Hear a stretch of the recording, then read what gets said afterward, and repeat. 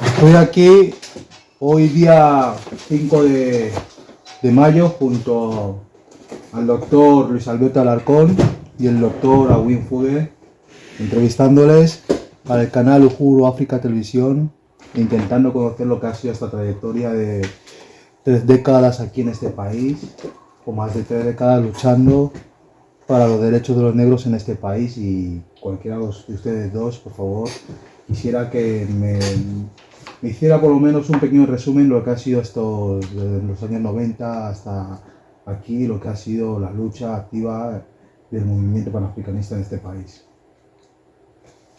Bolo, dale. Hombre, yo creo que lo más importante es darte las gracias, estimado Emba, por permitirnos hacer esta reflexión, ¿no? Que tiene que ver un poco con la memoria histórica de los negros. Y yo creo que la persona idónea debería de ser el compañero Agüi, que nos ha antecedido en todos estos procesos. Bueno, yo creo que también agradecer a Emba por esta entrevista aquí en el canal Uhuru África y bueno, esta entrevista. Yo creo que el movimiento ha cumplido con creces de acuerdo con en cada momento, ¿no? El movimiento empezó en los 80 con la comunidad guineana, que ganó su primera ley de reparación en el año 81 con Adolfo Suárez, por el cual los negros de Guinea recuperaban su nacionalidad española, porque cuando Guinea se independizó, España les quitó el DNI a los negros por independizarse. Los esclavos no querían ser libres, pues venga, ahora, fuera, iros sin nada. Y en el año 81, pues Adolfo Suárez se lo restauró y abrió un proceso extraordinario que ahora parece algo muy difícil para la izquierda, pero que lo hizo la derecha, que es la acción afirmativa. Creó un proceso en la administración española para que los negros entraran a la administración, en el ejército, en la sociedad civil, en los ministerios. Todos esos negros que ven mayores, que ya se van a jubilar, entraron con ese proceso concreto. Y ese proceso lo tripuló un señor que se llama Jesús Viván, que era el padre de J. mayúscula. Entonces, después el movimiento evolucionó a través de las organizaciones sociales que surgieron en la comunidad guineana, como Maleva, Biafan y otros movimientos, Ampae, y luego también otros movimientos que no eran guineanos, como AICE, de los senegaleses, y también otros movimientos, los Tres Congos, los marroquíes y demás. Fundamentalmente, la cuestión no es de nacionalidad, sino la cuestión es de identidad.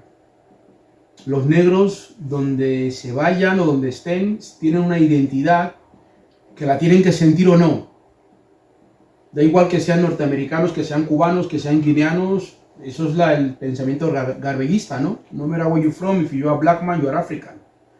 Y eso se dio en España, y sobre todo que España ha sido un país colonialista, tiene un imperio, y como todo país con imperio tiene un pozo de racismo, pero sobre todo tiene un pozo vinculado al esclavismo negro, la conciencia. Hay una mala conciencia en España con los negros. Los españoles tienen una mala conciencia porque saben lo que pasó, saben la historia, pero prefieren ignorarla. Entonces, cuando muere Franco, la transición, lo que hacen los españoles es entrar a la Unión Europea en el año 86, y a partir de allí convertir toda la génesis y todo lo que sería el paradigma español en una sociedad de blancos, donde los latinoamericanos de Colombia, países negros como Colombia, como Cuba, como Brasil, Jamaica, eso no existía, se borró. Guinea Ecuatorial se borró, se borraron hasta los cuadros de los diputados guineanos en el Congreso, se quitaron. Cerraron el Instituto de Historia Africana Étnica, las bibliotecas, se repartió todo. El Instituto Colonial, en España había un museo colonial, había un instituto colonial, todo eso se quitó para presentar una sociedad de Noruega, de Suecia, donde todos eran personas de Erasmus y donde los negros eran algo raro, ¿no? Y hasta que llega el año 92, en que los negros a nivel del mundo estamos cuestionando que cómo puede ser que España diga encuentro entre dos mundos. ¿Dónde estamos nosotros? ¿Y qué pasa con sociedades como Cuba, donde hay un 78% de negros, como Colombia, donde hay un 50% de negros, Brasil? Entonces, ¿qué contribución hemos hecho si nosotros hemos construido la Casa Nariño, que es la casa de gobierno de Colombia, la Casa Rosada, que es la de Argentina, creo? Todos esos monumentos los han construido los negros.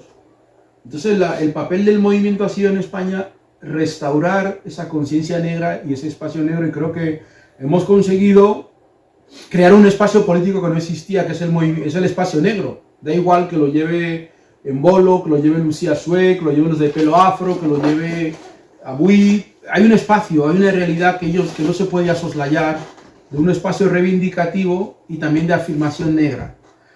Otro aspecto que el movimiento también ha conseguido en estos 40 años ha sido, uno, crear instituciones.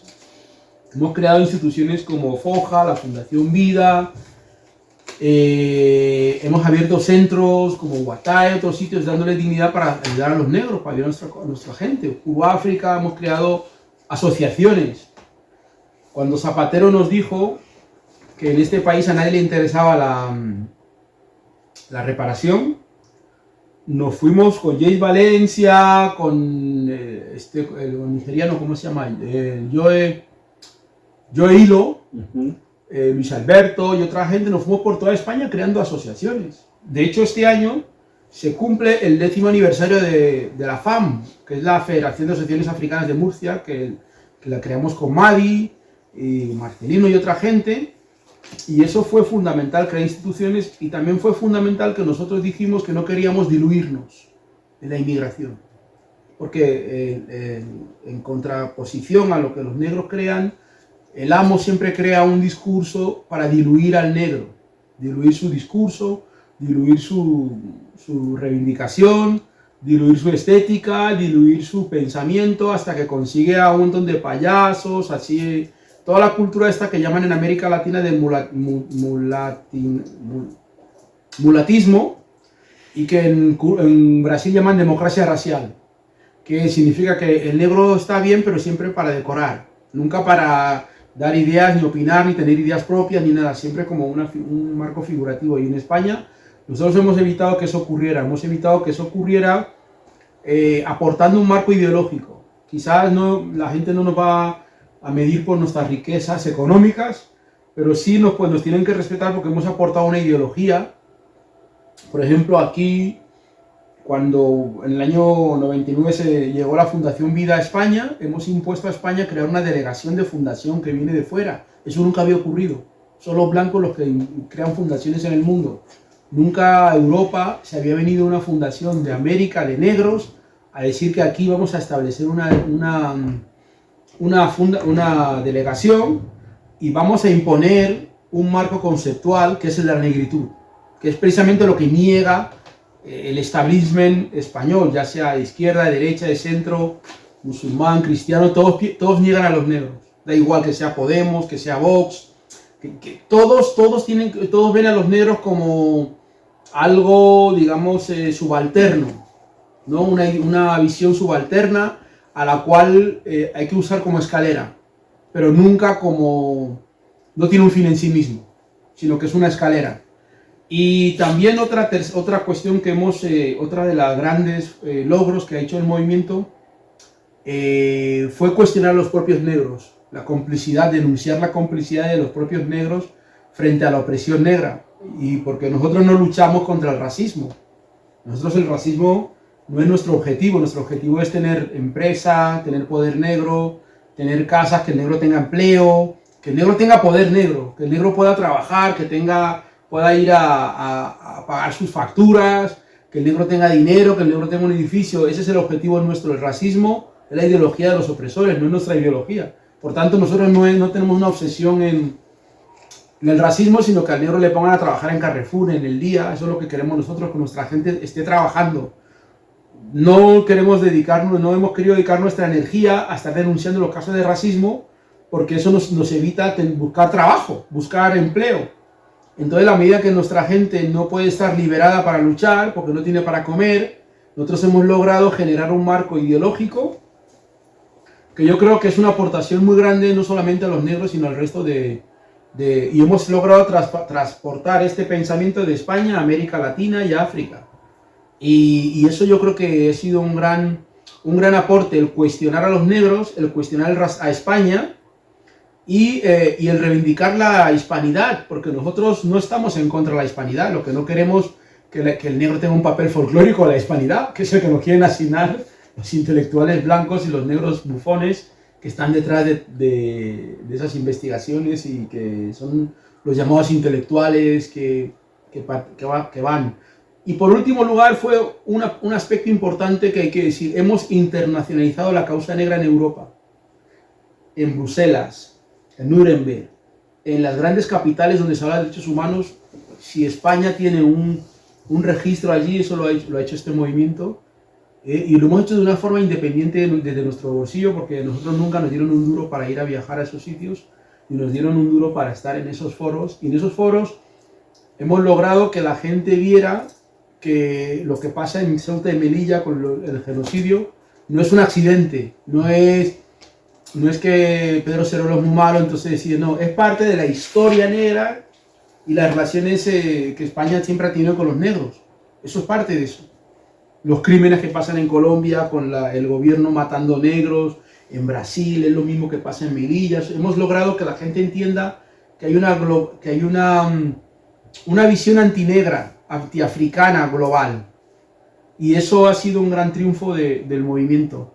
Bueno, dejo a Ambolo para que también hable, para que diga, porque igual hay cosas que yo me estoy dejando. Sí, bueno, yo creo que yo siempre he sido coincidente con el compañero Awi de que una de las cosas que más ha faltado en cualquiera de los escenarios donde se encuentren las poblaciones negras es la capacidad de nosotros mismos reflexionar con respecto a nuestra propia situación, ¿no?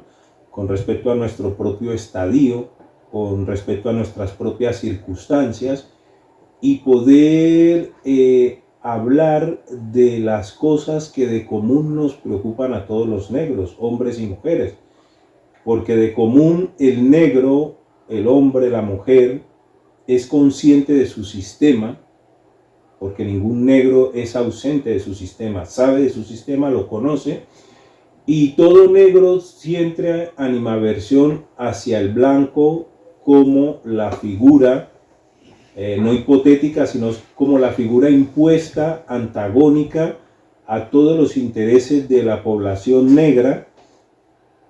Pero desgraciadamente los negros nos acostumbramos a hablar detrás del blanco.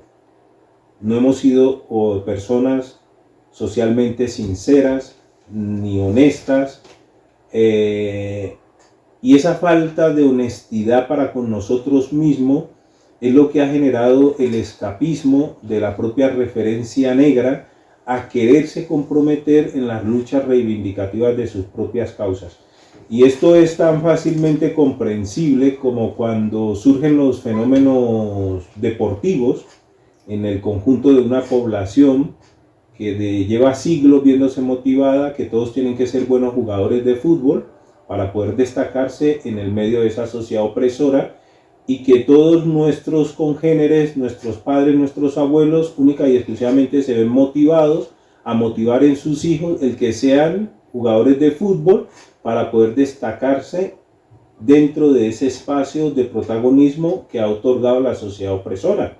Y eso es un enorme agravante, como cuando a uno se le enseña que tiene que ser un buen bailador de salsa, porque tu propia familia te lo impone, como cuando te dicen un hombre negro no se mete a la cocina, porque para la cocina está hecha para las mujeres, o un hombre es un buen cortador de caña, un hombre negro es un buen embolador, y todas esas cosas que nuestra propia gente, nuestra propia familia, nuestra propia sociedad conculca en sus congéneres y en sus generaciones. Entonces esas ideas detractoras de nosotros mismos, conculcadas por nosotros mismos, ha permitido la existencia de esa sociedad opresora que sabe y que conoce, porque no se le puede atribuir a la sociedad tener un mínimo de inocencia con respecto a su propia historia. ¿Quién en América no sabe cuál ha sido el proceso de creación de sus repúblicas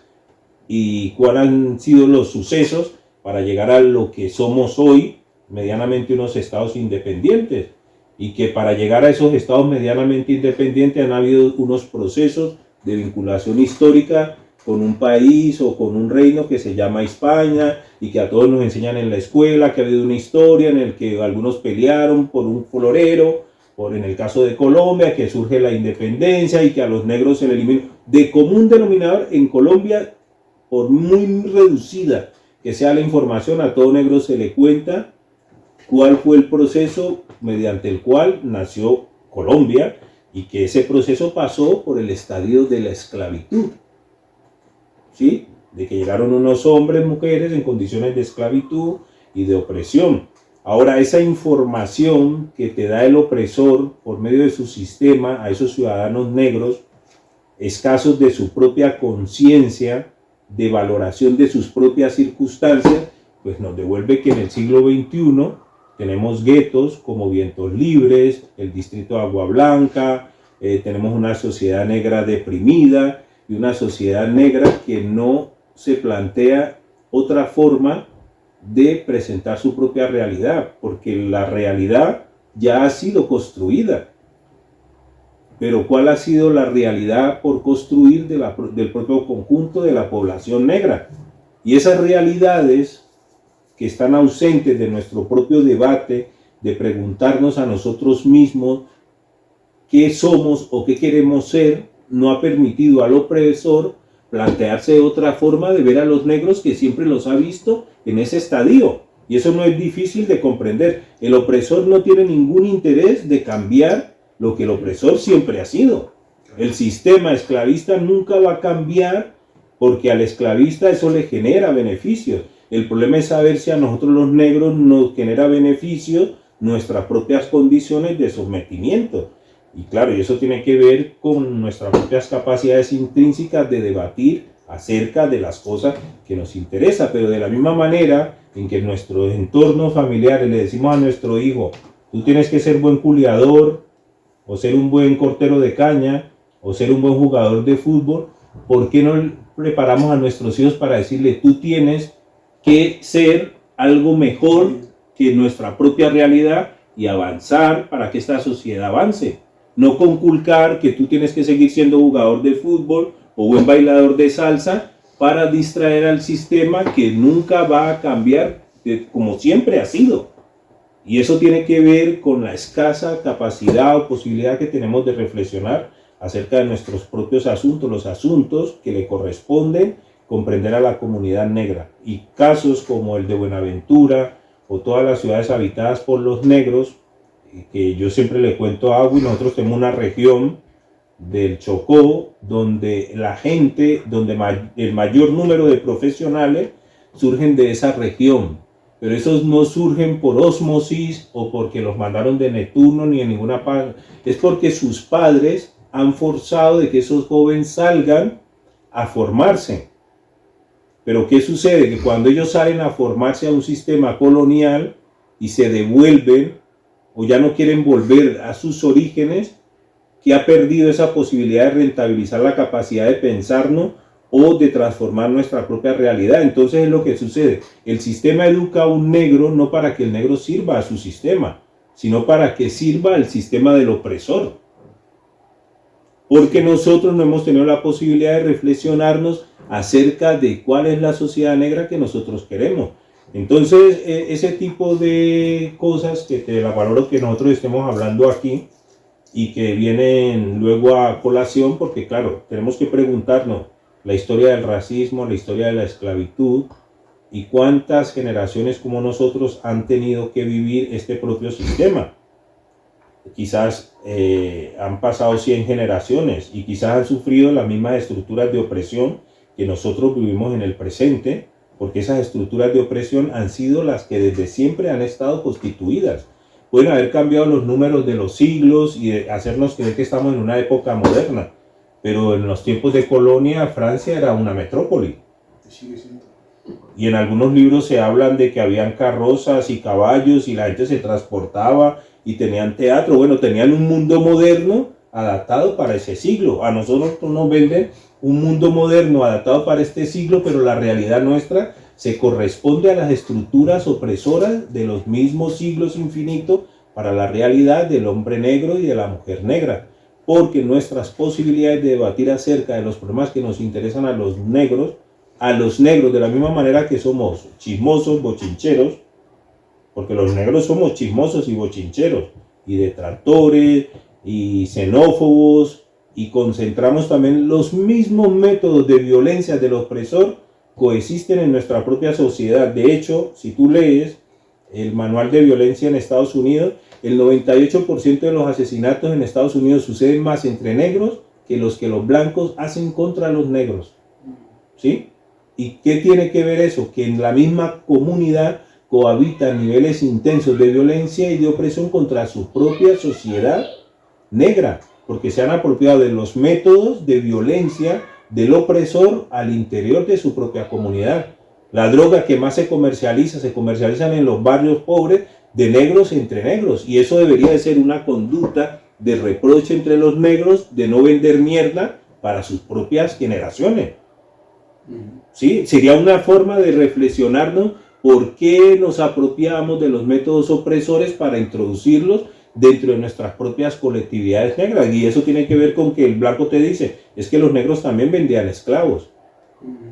Y los esclavos de los que ustedes nos están atribuyendo a nosotros los negros, era que en África también teníamos cómplices para decirnos, oye, ahí en ese rancho hay 50 negros, vete tú allí y los cazas. Entonces esa complicidad también ha existido de manera paralela a hacernos creer que la realidad del opresor es única y exclusivamente del blanco y de su sociedad esclavista y opresora. No, tenemos que también cuestionarnos cuántos negros, tú has pegado hoy el discurso de Touré y de, no me acuerdo, de otro filósofo africano, que habla de cómo los negros también hemos sido cómplices del propio sistema, que es la coyuntura del sostenimiento del estadio actual en el que vivimos los negros.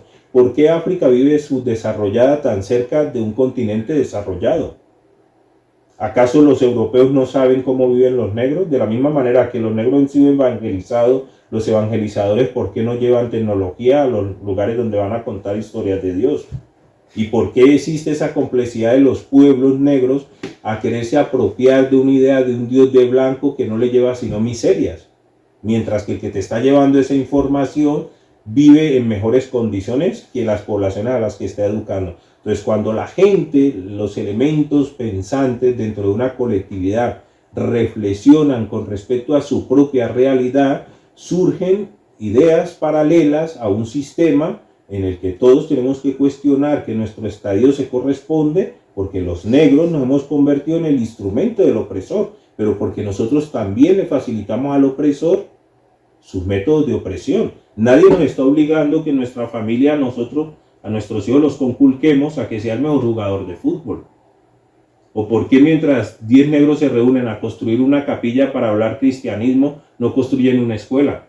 ¿Acaso eso no lo veíamos en color púrpura y como en Estados Unidos, mientras el Ku Klux Klan iba y quemaban las iglesias de los negros, otros negros se reunían para hacer escuelas porque los blancos no permitían a los niños negros educarse en las escuelas de los blancos? Entonces, tenemos negros que reúnen a 5,000 personas para hablar del cristianismo, pero no reunimos a esos negros para enseñarles a construir ni a cambiar absolutamente nada. Y eso tiene que ver con la complicidad de nuestros propios negros de apropiarse de métodos de opresión para continuar con la propia opresión, ¿sí? Y es por la ausencia de esas posibilidades de reflexionar sobre nuestras propias circunstancias. Tú vas a Colombia, a Buenaventura, y vas a ver que las casas, los palafitos, la miseria sigue allí y no es corresponsable con el nivel de formación. Aunque se hayan movido 3, 4 negros y que esos negros hayan adquirido algún nivel de conocimiento, sus conocimientos no se corresponden con los intereses de su colectividad, sino con los intereses del sistema opresor. Entonces, ¿qué tan conectados hemos estado nosotros con nuestras propias realidades? Y eso no creo que tenga que ver que al opresor le atribuyamos toda la maldad que concentra su sistema. Pienso que nosotros también, como sujetos sociales de vanguardia y de progreso, tenemos que cuestionarnos a qué tanto somos también canallas o sinvergüenzas o caraduras. Caraduras digo yo porque yo, por ejemplo, le digo a Will, yo no puedo entender cómo un negro puede creerse más comunista que un comunista. Lenin. ¿Ah? Si nosotros los descendientes de los esclavos siempre hemos vivido en un sistema comunista y luego tú quieres venir a interpretar el comunismo a partir de lo que te digan de Trotsky, pero la vida secuestrada de un esclavo puede tener un sistema democrático o socialista. O yo no sé si tú conoces el comunismo para saber cuál ha sido la vida de un esclavo, dueño de nada, explotado por el capitalista, pero ¿qué tenía el negro en su estructura de esclavitud? ¿Y qué tenemos los negros en este momento? Para ahora decir que de pronto el comunismo lo venimos a aprender de Lenin, pero no aprendimos de nuestra propia historia de esclavitud, la que vivieron nuestros antepasados. Y nuestros antepasados seguramente no vivieron mejores que lo que estamos viviendo sus generaciones de este presente. Entonces todas esas cosas de no reflexionar sobre nuestros pasados, nuestros presentes, sobre nuestras propias realidades, no tienen nada que ver con la responsabilidad del blanco de transformar su sistema. Es la propia debilidad nuestra de poder plantear un sistema alternativo al que realmente le interesa a la sociedad negra, porque la sociedad negra está desconectada de su propia realidad y por eso te lo digo, nosotros mismos conculcamos cosas que no son de nuestro interés y eso tiene que ver en el asimilacionismo. La gente se plancha el pelo, se estira la nariz, aún consciente de que es negro, pero quiere huir de su propia realidad. La gente quiere seguir hablando chismes y mal del blanco en sus cocinas porque no tiene la capacidad de criticarse a sí mismo. La gente le atribuye al blanco la maldad intrínseca que ya los negros nos hemos apropiado. Y te he hecho un ejemplo, en Estados Unidos el 98% de los asesinatos suceden más entre los negros que lo que el blanco produce. Y no estoy diciendo con ello que el blanco no deje de ser perverso, porque utilizan nuestros propios negros para concentrar su sistema de violencia y eso mismo lo vivimos aquí en España. Nosotros vivimos aquí un proceso asociativo por medio del cual lo que creo entender de Agui, lo que busca es la dignificación de esas personas negras en un entorno europeo en el que tú no le puedes atribuir a lo europeo ninguna inocencia, pero los que le atribuimos al europeo inocencia somos nosotros los negros. Entonces cuando nosotros llegamos aquí empezamos por hacer creer que el europeo no nos conoce y llegamos hablando su idioma y moviendo el culo como el europeo y queremos hacer creer que el europeo no, nosotros, este señor no sabe de Senegal, no sabe de yo no sé qué, no sabe de esto, nosotros somos una sociedad distinta, tú traes una cultura, una forma de ser, pero eso es mentira, eso te lo traes es tú para hacerle creer que tú eres distinto, cuando él ya ha estado conculcándote su forma de violencia en tu propio territorio. ¿Y qué algo más violento que un negro venga aquí de Senegal hablando francés, yo venga desde Colombia hablando español y yo quiera venir a hacerle creer a un español que yo soy alguien totalmente desconocido para el español? El que realmente me desconozco soy yo mismo, ¿sí? En mi propio pasado intrínseco. ¿Cómo le voy a atribuir yo a los españoles que no conocen de su pasado esclavista, pero sí pueden saber de sus procesos de imperio, de corona, de colonización de América y todas esas cosas que no se subrayan, pero que saben que existen, ¿no? Entonces, luego en estos procesos asociativos, nuestros principales enemigos son nuestros propios hermanos negros. Porque si algo le urge al negro es querer ser bien visto porque nunca le ha visto bien. Si alguien quiere fingirle su propia historia al blanco es el negro, no es el blanco el que le interese tapar tu historia. Todo negro quiere ocultar su propia historia de miseria, de pobreza y todo para hacerle creer al blanco que es un negro distinto, cuando el blanco ya tiene muy bien claro quién es el negro. Por eso cuando vemos aquí que el negro llega, el blanco lo invisibiliza, no le da trabajo, le construye un comedor, le tiene un albergue hasta que lo consigue y lo vuelve loco, porque sabe que esos ciudadanos negros que llegan aquí ya han sido enajenados desde su propio país de origen. Y vienen siendo pendejos desde su país que vienen y Y es la metodología que se repite siempre, y el negro se vuelve en su propio antagónico. Nosotros nos hacemos exógenos a nuestra propia historia. Nosotros creemos que el blanco nos ha sacado de su institucionalidad, de su estado, de su orden hipotético, de sus estructuras esclavistas. No, el blanco tiene claro quiénes son los negros. Los que tenemos que averiguar quiénes somos nosotros. Y esas tensiones en las relaciones con otros negros, esa coyuntura siempre ha existido de manera perversa. Por eso te he dicho, los blancos saben que muchos negros vendían esclavos, como nosotros decimos que muchos blancos negociaban con sus esclavos o con sus negros. Muchas cosas que se sostienen en América tienen que ver por la complicidad de nosotros mismos. Y cuando los negros que no hacemos ese aprobo o somos lineales con esa forma de pensamiento del sistema, el sistema se inventa una herramienta que ya estaba inventada, que es la intimidación. Y la intimidación va de mil maneras. A ti se te puede poner a aguantar hambre. De la misma manera que a ti te suben la carne o te suben el transporte, porque cuando te suben de costo el valor de las cosas, mucha gente deja de tener posibilidades de acceder a ellas. Si el palo comprabas hoy a 20 céntimos, van hasta 60, seguro que los que podían comprarlo a 20, a 60 no lo van a comprar. Entonces, a los negros, cuando nos cuestionamos un sistema que no es corresponsable con nuestros intereses, es el sistema más los negros cómplices del sistema contra aquellas personas que no piensan de forma lineal con ese sistema. Y la gran mayoría de negros quieren ser lineales con el sistema. Bien vistos. Bien vistos por un sistema que nunca los ha visto. Entonces, por eso tienes que preguntar cuáles son las reflexiones nuestras con respecto a nuestros estadios. El negro sabe que el blanco no lo acepta en su sistema, pero a muchos les interesa seguir siendo no aceptados. A muchos negros les interesa terminar en un comedor, porque en nuestras propias estructuras nosotros mismos instrumentalizamos a nuestra familia para producir exactamente lo que el blanco quiere que nosotros reproduzcamos. Y yo no voy a decirle a mi hijo, tienes que seguir siendo futbolista, pero cuando él va al colegio, todo me dice, uy, tú tienes dotes de jugador de fútbol. Y aunque sepas que en 50 millones sacarán un negro, pero todas las aspiraciones de nuestra colectividad es convertirse en el mejor jugador de fútbol. Y si tú formas a tus hijos, los mandas a la universidad, tus hijos no se van a corresponder con las aspiraciones de tu comunidad, porque tú lo educas es para que sirva al sistema opresor, no para que venga a transformar su propio sistema.